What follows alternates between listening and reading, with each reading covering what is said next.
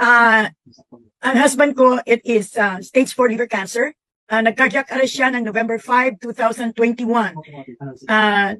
Na-revive siya, no? Pero very slim ang chance na mabuhay siya.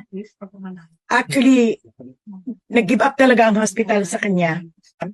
And there is no chance for him to live. In other words, it's zero chance. Kailangan kung i-hospice ang aking asawa, kailangan niyang umuwi sa bahay. So, makita ninyo sa result, cardiac arrest, resolved problem, no resolved hospital problems, walang solusyon.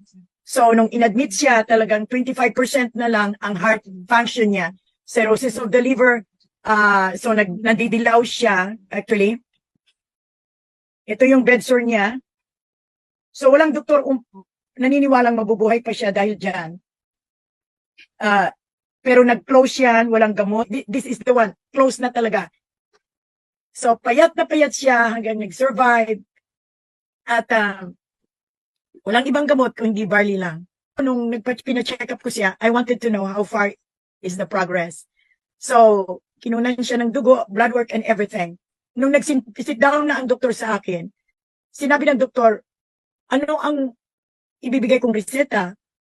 Everything is perfect. Walang cancer cell, so that means patay na ang lahat ng cancer cell. Ang prostate is normal, ang kidney enzyme, liver enzyme is normal, ang kidney niya is normal, ang creatinine is normal, he is healthy and normal.